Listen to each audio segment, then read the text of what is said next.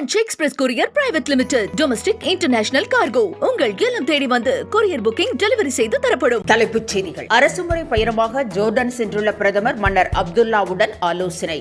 இரு நாடுகளின் 75 ஆண்டு கால உறவு புதிய உத்வேகத்துடன் முன்னேறும் என்று நம்பிக்கை.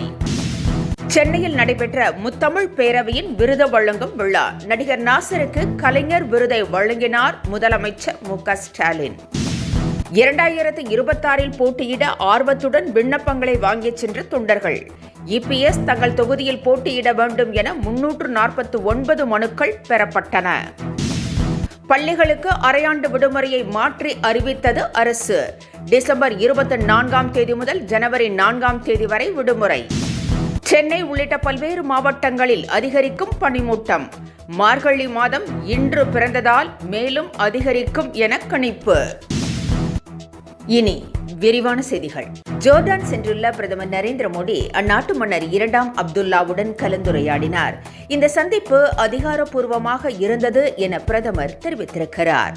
இந்தியா ஜோர்டான் உறவுகளில் மன்னரின் தனிப்பட்ட அர்ப்பணிப்பு முக்கியமானது என்றும் பிரதமர் குறிப்பிட்டுள்ளார்.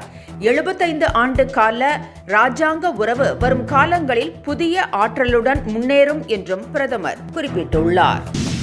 முத்தமிழ் பேரவையின் சார்பில் சென்னையில் விருது வழங்கும் விழா நடைபெற்றது.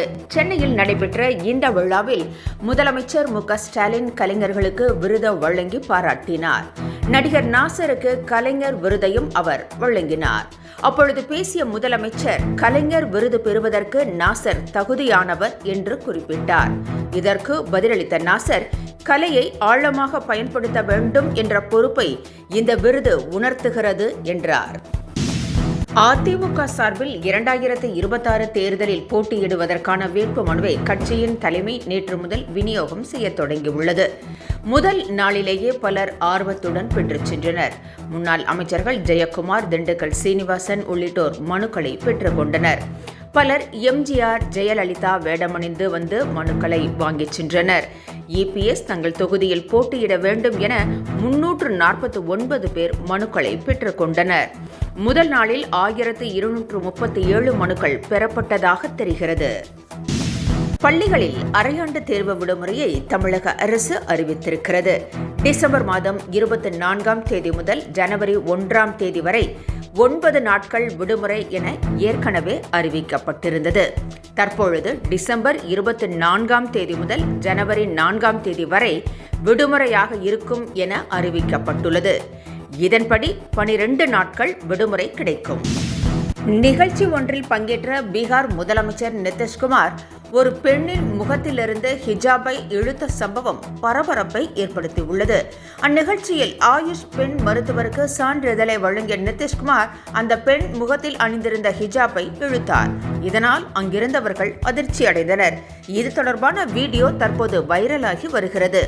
இதற்கு கடும் கண்டனம் தெரிவித்துள்ள காங்கிரஸ் நிதிஷ்குமார் பதவி விலக வேண்டும் என்று வலியுறுத்தியுள்ளது.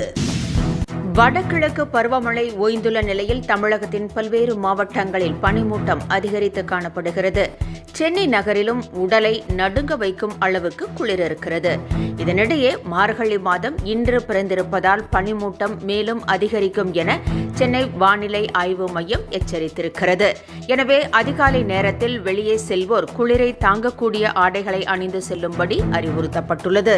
என்றும் உங்களுடன் மை இந்தியா. முக்கிய செய்திகளை உடனுக்குடன் தெரிந்து கொள்ள சப்ஸ்கிரைப் பண்ணுங்க, பெல் பட்டனை பிரஸ் பண்ணுங்க.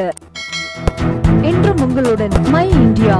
Branch express courier private limited. Domestic international cargo. உங்கள் இல்லம் தேடி வந்து கொரியர் புக்கிங் டெலிவரி செய்து தரப்படும்.